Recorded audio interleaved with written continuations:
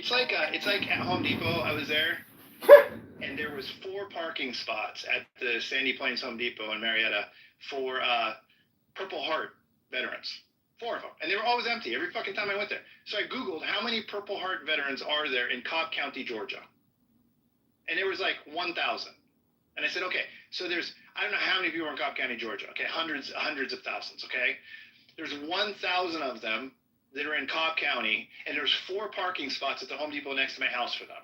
So I went in to the guy and I was like, hey, why don't you change those to veteran spots? Because they're empty every single day because nobody did the math to figure out that there isn't enough Purple Heart veterans to be parking in those spots out there. So it's a waste of fucking space.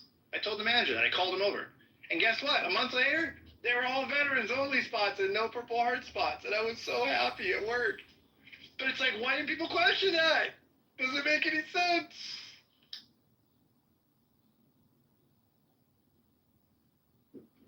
Hey, I was checking your PTR out. I was trying to make sense of that. I was so tiny, I had to take a screenshot to zoom in. Yeah. That looks interesting.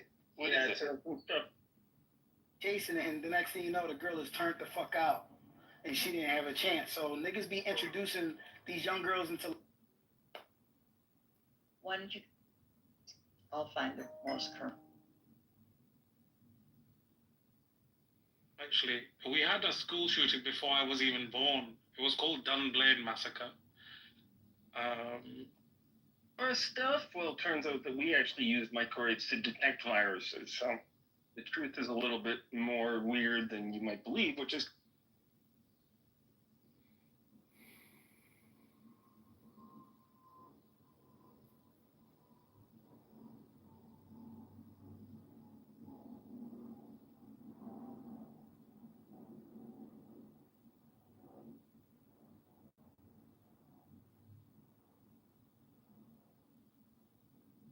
How to check if someone's spying on you? Actually, it's pretty simple. If you notice any of these signs, it's time.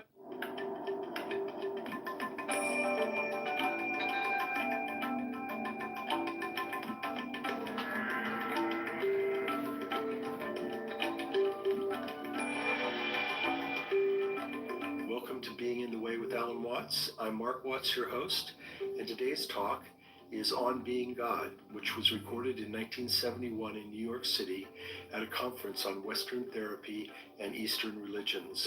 Like last week's talk, Zen Bones, it's a big hall presentation given to hundreds of people who attended the conference. And in it, my father explores both Western therapy and Western religions in relationship to the mystical experiences or altered states that are the basis of Eastern religions. He points out that neither Western therapy nor Western religions are particularly equipped to deal with individuals who've had these experiences. And in the course of the talk, he invites everyone there to participate with him in a clinical experiment in which he positions himself as a patient who's had one of these experiences and believes himself to be God, and invites the audience to ask any questions they like. The results are lively, at times hilarious, and definitely enlightening as he pivots from idea to idea and question to question and delivers a remarkable performance. And now here's Alan Watts in On Being God.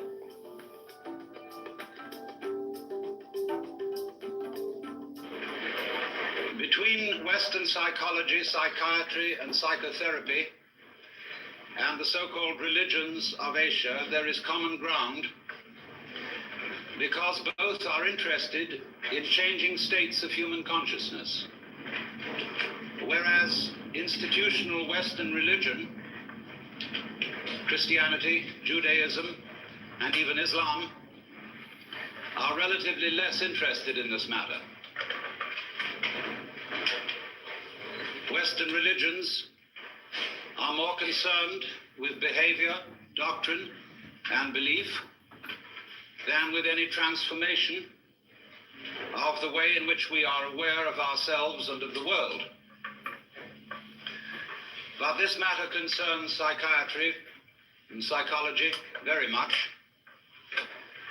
Only those states of consciousness which are not normal are usually treated in Western psychology as being in some way sick. There are, of course, exceptions to this, and there have increasingly been exceptions. In the work of Jung, and to some extent even of Grodek, of Prinzhorn, of more modern people, Rogers and Ronald Lang, changing consciousness is often looked upon as a form of therapy. But in general, different states of consciousness from the normal are regarded as a form of sickness. And therefore, official and institutional psychiatry constitutes itself the guardian of sanity and of socially approved experience of reality. And very often it seems to me that reality appears rather much the way the world is seen on a bleak Monday morning. In this official doctrine, I might even say dogma, of what reality is. Because after all, we know that our science, such as it is of psychology, is founded in the scientific naturalism of the 19th century. And the metaphysical and mythological assumptions of that science still underlie a great deal of psychological thinking, in behaviorism eminently, but also to a large extent in official psychoanalysis. Indeed, one might say that psychoanalysis is based on Newtonian mechanics and in fact could be called psychohydraulics. Not that that analogy is altogether inappropriate, because there are certainly respects in which our psychic life flows and exhibits the dynamics of water. But of course we want to know what kind of water. And for the scientific naturalism of the 19th century, the basic energies of nature were considered to be very much inferior to human consciousness in quality. Ernst Haeckel, a biologist of that time, would think of the energy of the universe as blind energy. And correspondingly, it seems to me that Freud thought of the libido as essentially blind, unconscious energy, embodying only a kind of formless, unstructured, and insatiable lust. This is a generalization. Some modification in that thinking is, of course, possible. But the tendency is to regard all that which lies below the surface of human consciousness as being less evolved, because you must remember that this was also the time of Darwin's theories of evolution, of seeing the human mind as a fortuitous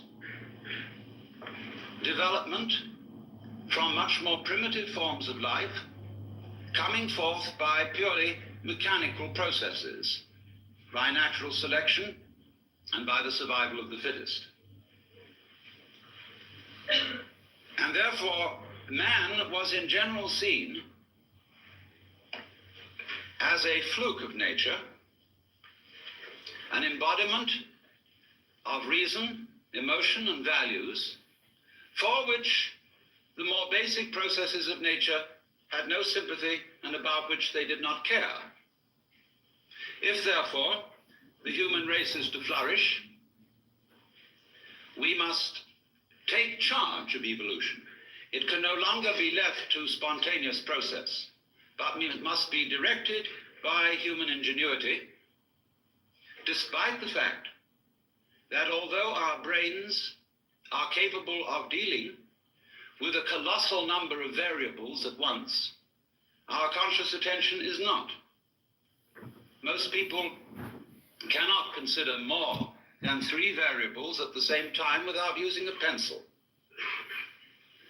And this shows that in many ways the scanning process of man's conscious attention is very inadequate for dealing with the infinitely many variables, the multidimensional processes of the natural universe.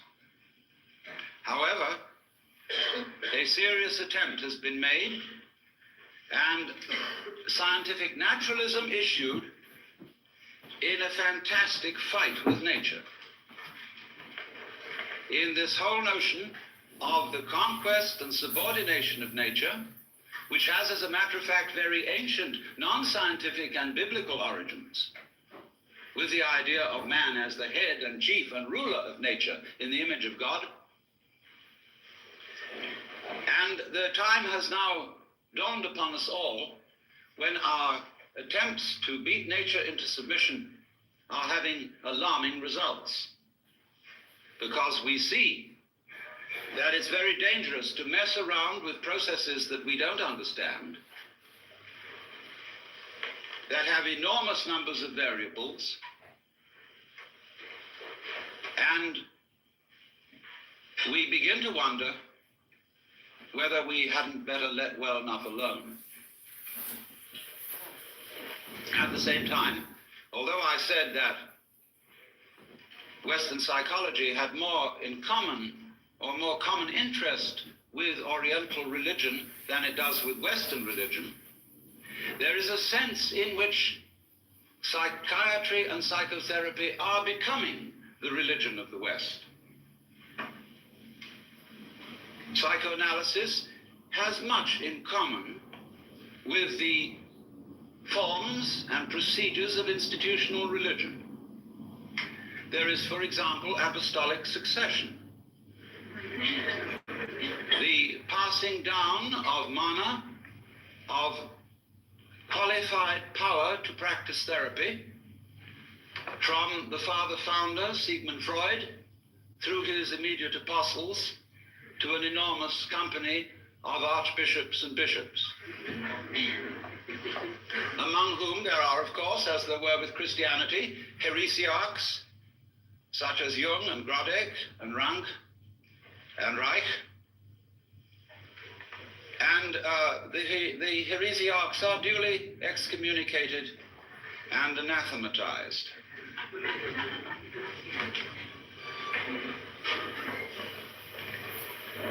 There are rituals, as there are also rituals with religion.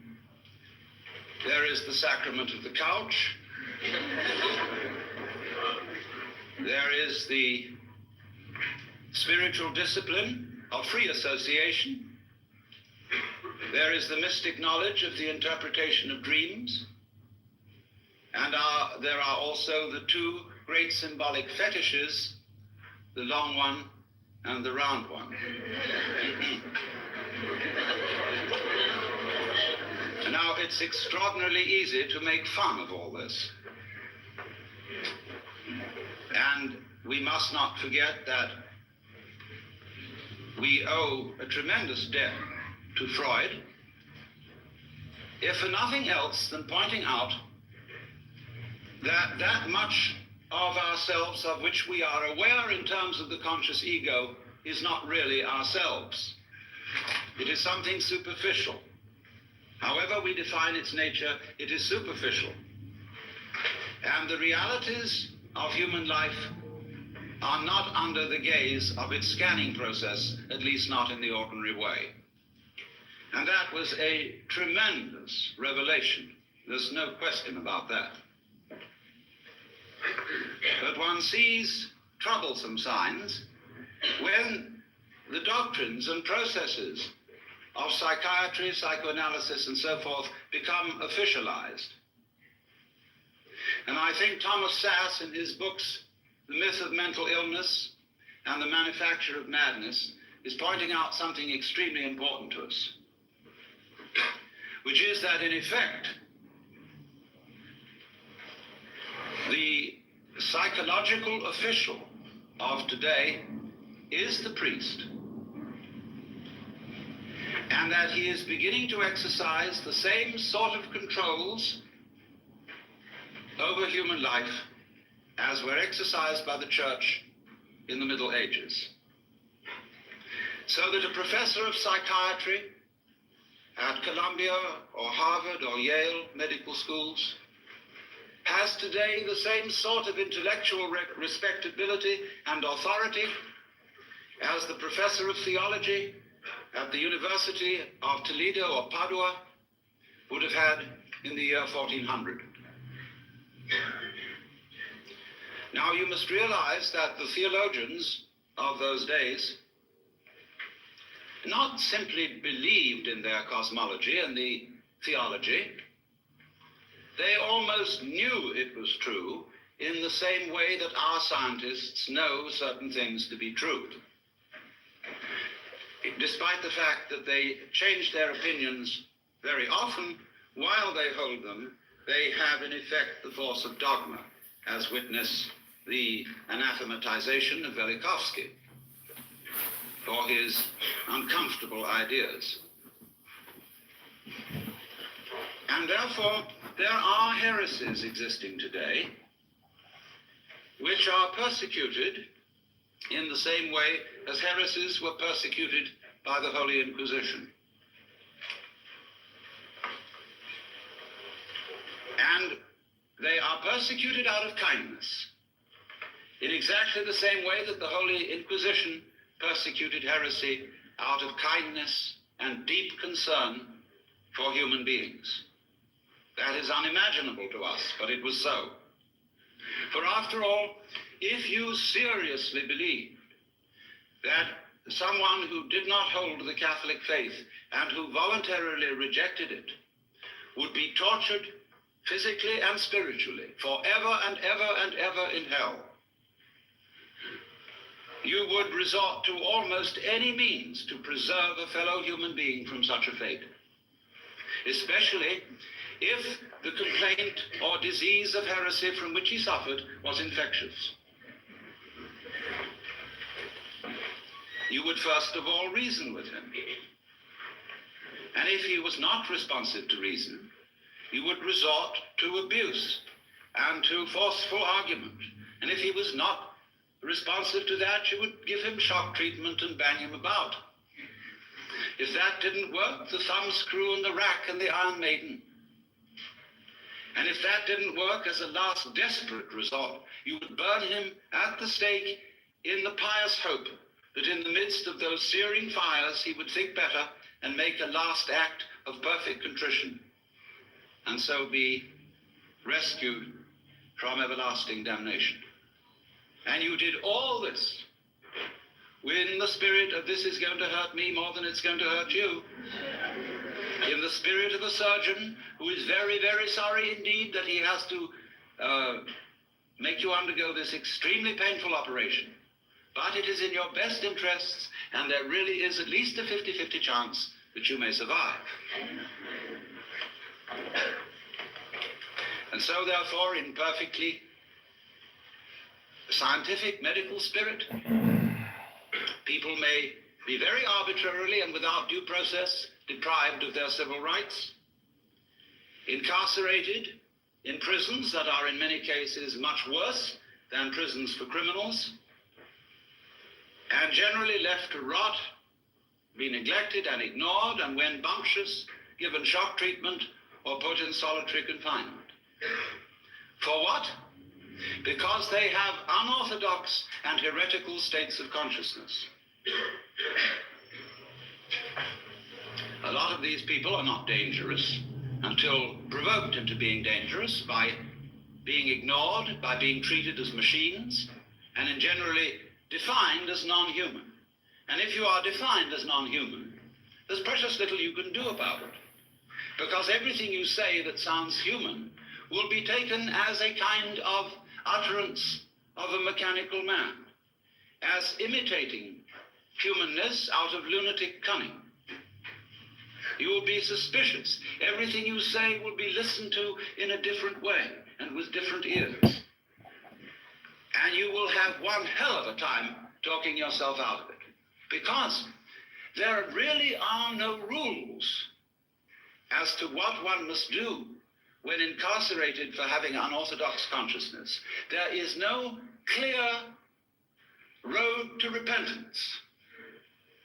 And this is found likewise in jails, where people are incarcerated on 1 to 10-year sentences, as in places like Vacaville, California, where when I visited such prisons, young men have come to me in perfect desperation, saying, I don't know what's happened to me, because I want to live like a decent citizen.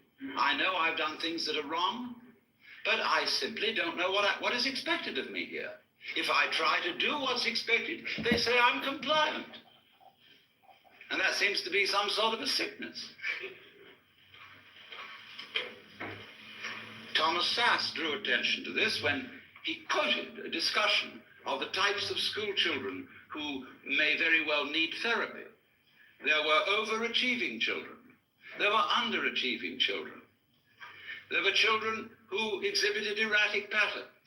There were children who were sort of dully mediocre. In fact, every sort of child can be given a diagnostic name for his behavior which sounds sick. As Jung once suggested, life itself is a disease with a very poor prognosis. It lingers on for years and invariably ends with death.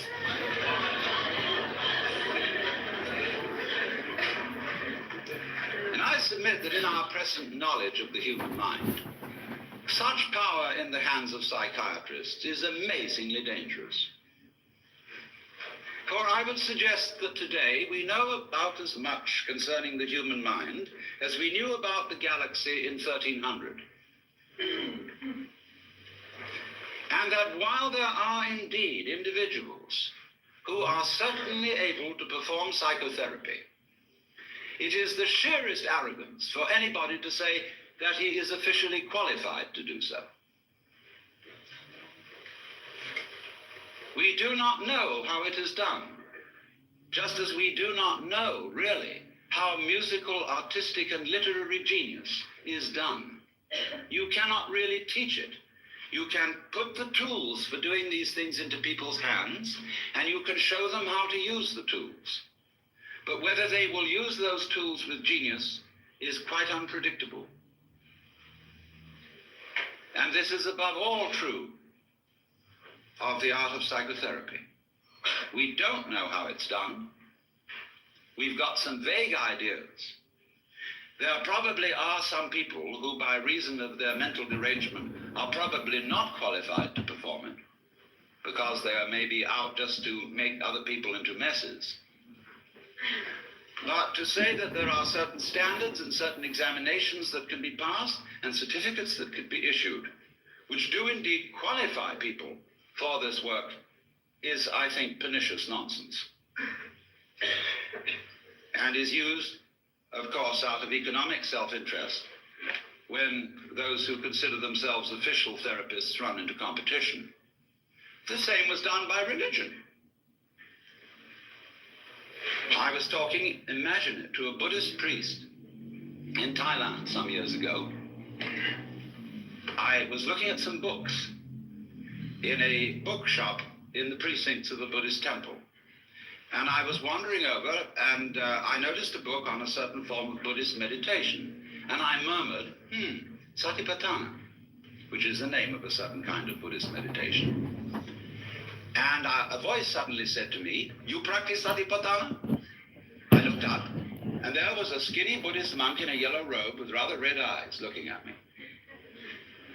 I said, "Not exactly Satipatthana. I use a different method. It's called Zen." "Oh, Satipatthana, not Zen." I said, "Oh, well, it's something like it, isn't it?" "No."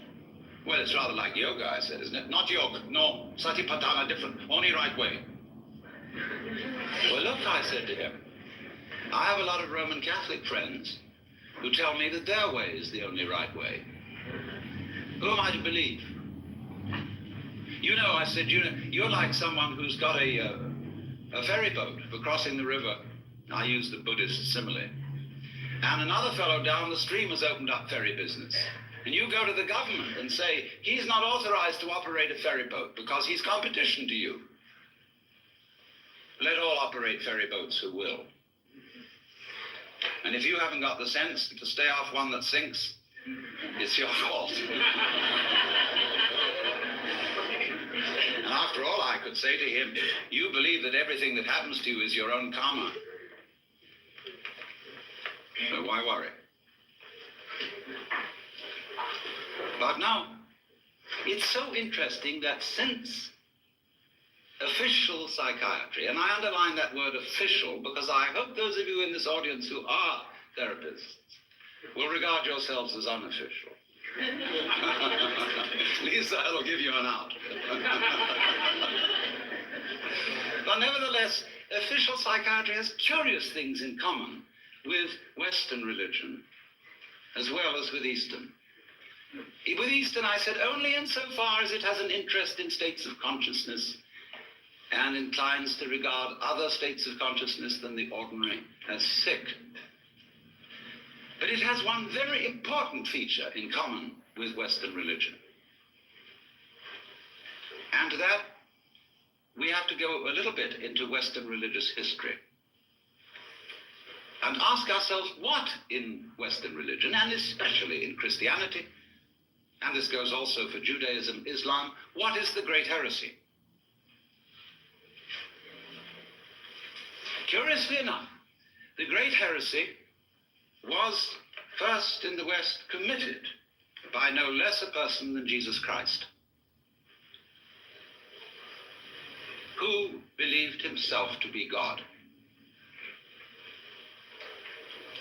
This, of course, will be unquestionably true if you think that the Gospel of St. John has historical value. It's a little vaguer in the Synoptic Gospels, but if you read the Gospel of St. John, there is absolutely no doubt about it, for he said, I and the Father are one. He who has seen me has seen the Father. Before Abraham was, I am. I am the way, the truth, and the life. I am the resurrection and the life. He said all that, according to this gospel. And that is something that in the Western world you are not supposed to say.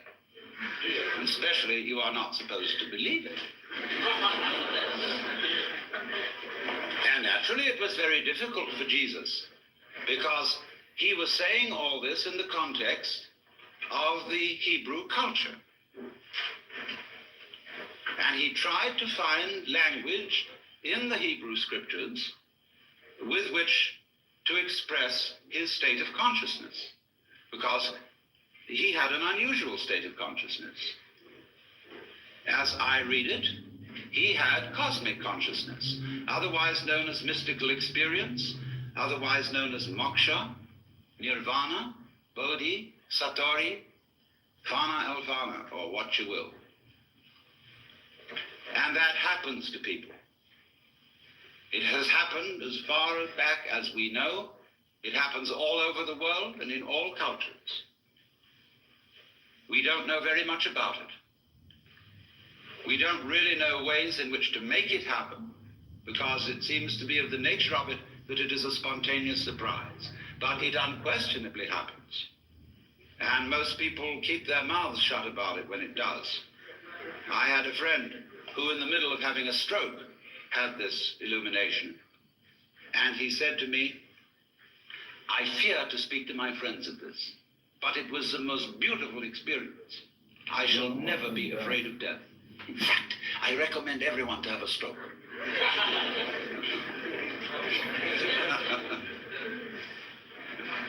This was my friend Jean Varda, lately deceased, Greek painter. But Jesus certainly had this transformation of consciousness. And he was crucified for it.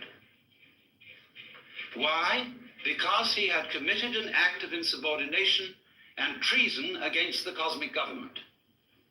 Because if you believe that God is a monarch, an absolute, omniscient, and omnipotent authority, shall we say a sort of cosmic ego, then to claim to be that is to introduce democracy into the kingdom of heaven, to usurp divine authority, and to speak in its name without proper authorization.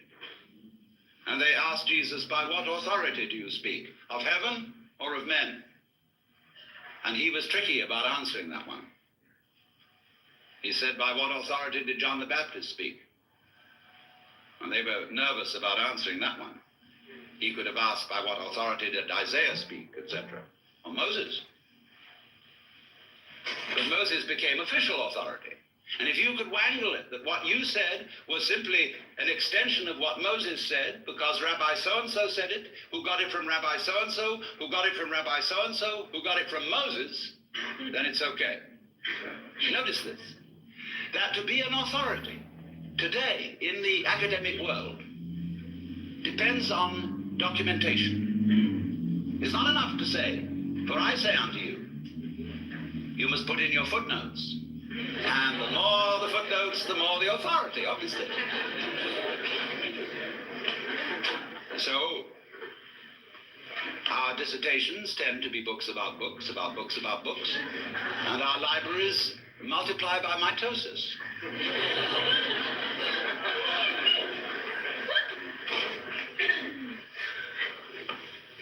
So, when somebody speaks as an authority, that means speaks as the author.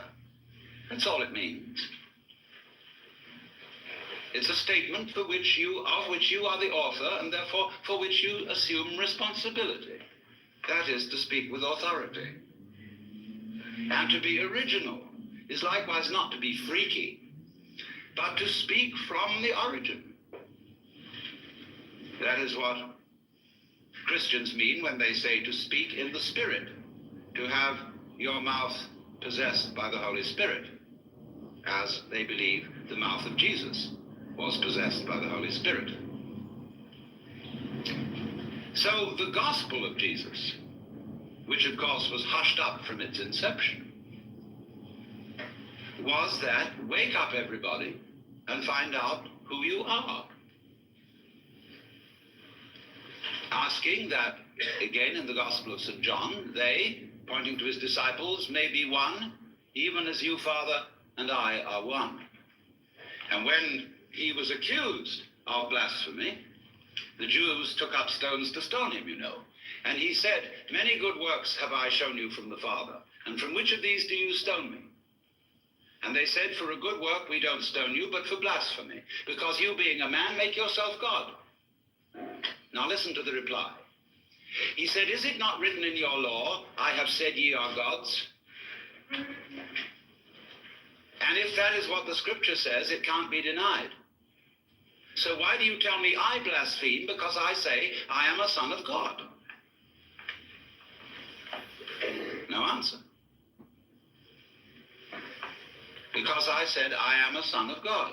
It doesn't say that in your King James translation. It says I am the Son of God. And you'll see the italicized, and you will think that that is for emphasis if you don't realize that passages in italics in the King James Bible are interpolations by the translators. So, son of, in Hebrew and in Arabic, means of the nature of. When we call someone a son of a bitch, we mean bitchy. And so if you call someone a son of God, you mean divine. Of the nature of God. As the Nicene Creed subsequently defined it, he is of one substance with the Father. But what happened was that this being blasphemy for the Jews, it became blasphemy for the Christians, for anyone else than Jesus to say it. They said, okay, baby, it was so with you, but there it stops. No more of this business. And as a result of that, Jesus was made irrelevant by pedestalization, by being kicked upstairs. Oh, wow.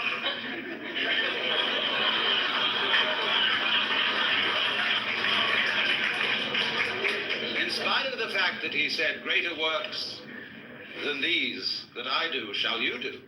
Oh, no. Upstairs with you, baby. Because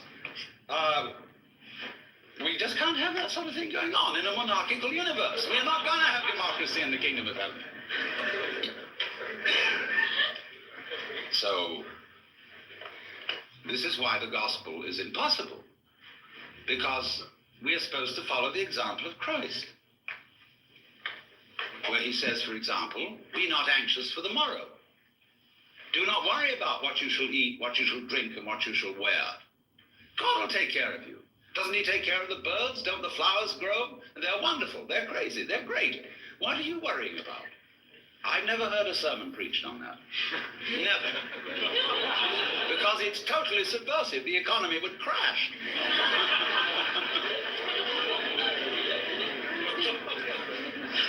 So they say, oh, yes, that's all very well, but he was the boss's son. See, he had that colossal advantage. Take up your cross and follow him. Hey, but wait a minute. I don't know I'm going to be resurrected 3 days later. I can't do all those miracles. He had an unfair advantage. So how can you ask us to follow the example of Christ? But supposing he didn't have an unfair advantage. Supposing that what was true about Jesus as a son of God is true of us. Only a few of us know it. And we are pretty careful to be quiet about it, lest the same thing happen to us as happened to Jesus. And indeed it often does. And you know, you get these people from Arkansas or Texas or anywhere in the Bible Belt who never heard of the Upanishads, and they have this cosmic consciousness experience, and they realize that that's what happened to Jesus. They say, I'm Jesus, come back. Well, everybody says to them, you aren't Jesus. It's pretty obvious you're not Jesus. You're just Joe Dokes. Well, he says that's what they said about Jesus. He has a perfect argument, except they say you're not much of a Jesus. They say, all right, if you're Jesus, command that these stones be made bread. And he says, a wicked and deceitful generation seeketh for a sign, and there shall no sign be given.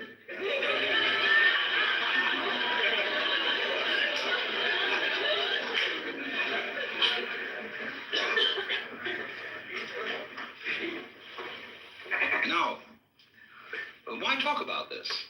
Is it interesting? Is it important for the human being to realize that in some sense of the word, whatever it means, he is God or one with God, as is plainly taught by the Hindus, hinted at by the Buddhists, only they don't like to put it out as a concept in case people will use the concept as an idol to hang on to. They want you to find out for yourself and not believe in it. And certainly the Taoists understand it, the Sufis understand it, a lot of people understand it. But so what? Well, the importance of it is this, that to know that you are God is another way of saying that you feel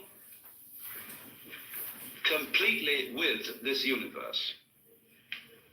You feel profoundly rooted in it and connected with it. You feel, in other words, that the whole energy which expresses itself in the galaxies is intimate. It is not something to which you are a stranger, but it is that with which you, whatever that is, are intimately bound up. That in your seeing, your hearing, your talking, your thinking, your moving, you express that which it is which moves the sun and other stars. And if you don't know that, if you don't feel that, well, naturally you feel alien, you feel a stranger in the world, and if you feel a stranger, you feel hostile. And therefore, you start to bulldoze things about, to beat it up, and to try and make the world submit to your will, and you become a real troublemaker. So I feel also one reason why you become hostile is that feeling that you were just brought into this place, that your father and mother went up to some monkey business that they probably shouldn't have done, or it was bad rubber goods, and as a result of this, here you are, and you didn't ask to be here. Well, you always feel you can turn around and blame them. You can blame somebody. You can blame the government. You can blame the rascals. You can blame the cheaters. Always supposing you yourself aren't a rascal, which is a long odds. You always can blame someone and say, I didn't ask for it. Take it away. And yet, very few people are all too ready to take it away. Camus said that the only serious philosophical problem is whether or not to commit suicide. And if you don't say take it away, what are you going to do? You've really got to assume responsibility for it. You've got to say yes to what happens. It's my karma. And that doesn't mean merely, there are many misinterpretations of the doctrine of karma. It's usually and popularly understood is that what happens to you, either fortunate or unfortunate, is the result of good or bad deeds in a previous life. Well, that's popular superstition. The real meaning of karma, the word in Sanskrit means simply doing. And if I say of an event it is your karma, it is saying it is your doing. So the exposition book which would expound karma would be not so much a whodunit as a youdunit. But that seems fantastic. Now, therefore, what I propose we do is that we, instead of just ideologizing, we have a clinical experience. You know, in psychiatric school, in medical school, it's very usual for a doctor to bring a patient out in front of the students and talk with the patient as a kind of demonstration. He says, I want you to recognize the difference between a psychopath and a manic depressive or a schizophrenic or something. They don't know what all these things mean. And especially the schizophrenia. And so he has a dialogue with the patient right there.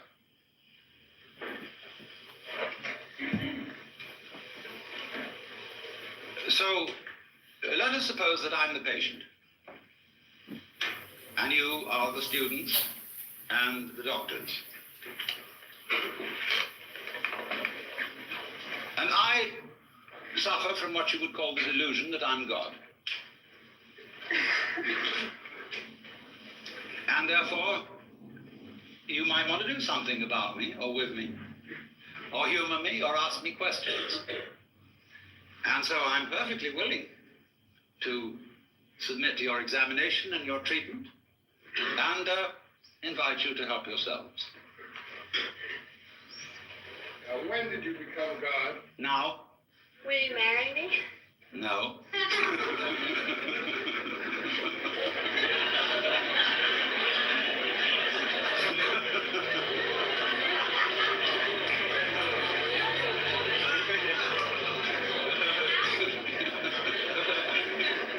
Yes. Do you sleep on your stomach or your back?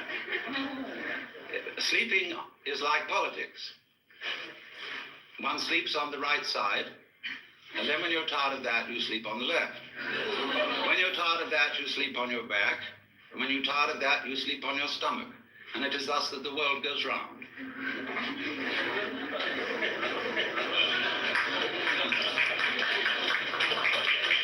If you were God now, what were you yesterday?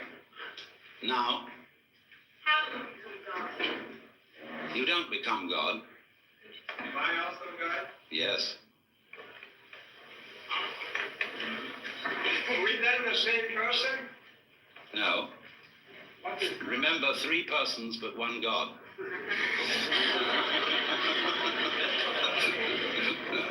John, could you tell us a little about Satan? Could I tell you a little bit about Satan? Yes. Although the matter is a little esoteric, but I told you all about it in the book of Job, where you will see that in the court of heaven, Satan is the district attorney. He is not, as Christians imagine, the enemy of heaven and the enemy of mankind. He's merely the person who sees the bad side of things and carries out the dirty work. And therefore, he saw Job and wondered whether Job really was as great a guy as he seemed to be, and suggested that God should appoint a committee of investigation to find out. And the committee did its work very thoroughly, but the case went against Satan because it was proved in the end that Job was an honorable man.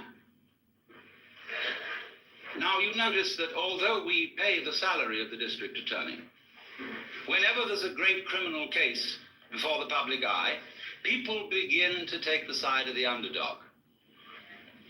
And the prosecutor always has less public sympathy than the defense, except in political trials.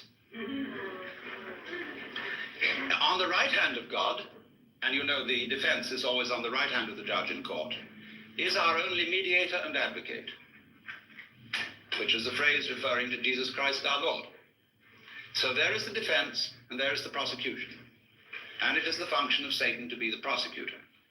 There's a good deal more to it than that, because before all this started, as in a stage play, there was an arrangement in the green room before coming on stage in which certain things were understood, but that are only to be revealed when the curtain goes down at the end of the play. Is Job God too? Yes, but he doesn't know it. Then why do you hide from the sight of so many? Why do you hide? It's for the same reason you're hiding. God, did you create man? Yes. God? Who else? Man has free will. What? Man has free will. Man has free will to the extent that he knows who he is. Not otherwise. Where did he get free will from? Where I got it from. Does women have free will too? Yes. To the extent that she knows who she is, yes. Man has free will to know just what he is, and man is God, then you'd say that you would know more than any God in this room, or any man. That is correct. I'm no more God than any of you. Then you only have the power to know who you are. Well, that is saying quite a bit, yes. What is not God? What is not God? There is nothing that is not God. How do you learn who you are? It's like waking up from a dream. After a while, one's experience begins to have what I would call a haven't we been here before feeling. Going round and round and round. And then you begin wondering, where am I going? And to answer that question, you have to try and find out what you want. And so I went into that very thoroughly. What do I want to happen? And, of course, as soon as you ask yourself that, you begin to fantasize. And our amazing technology is, of course, an expression of human desire for power, for what we want to achieve. So I simply set myself to thinking through how far we could go. And so I soon found myself at a great push-button place where I had a fantastic mechanism with buttons available for every conceivable thing I could wish. So I spent quite a bit of time playing with those. And science fiction wasn't in it. You know, you go going like that, and here is Cleopatra. And so on, you know, and then press this button, symphonic music in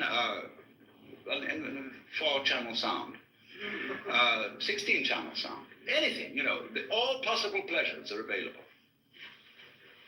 And when, you know, you're like everybody's dream of the Sultan in the palace, you suddenly notice there's a button labeled surprise. You push that, and here we are.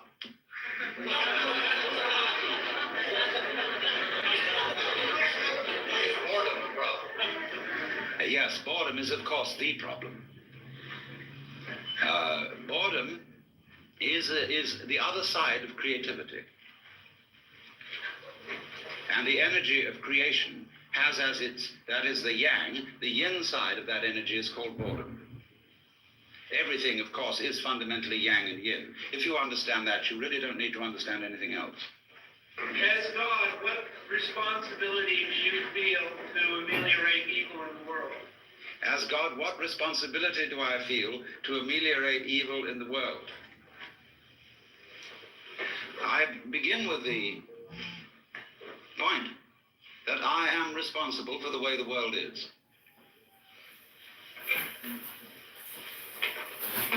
If I couldn't feel that, I'd have to blame somebody else. I'm not willing to do that, because I know that under various changing circumstances, it might be appropriate for me to be as big a rascal as rascals have been. Now, as to improving the world,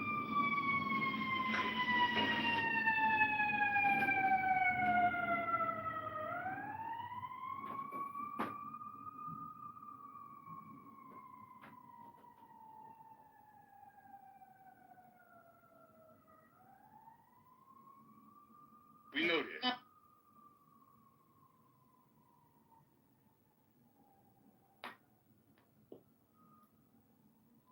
Yeah, it's sad, but I mean,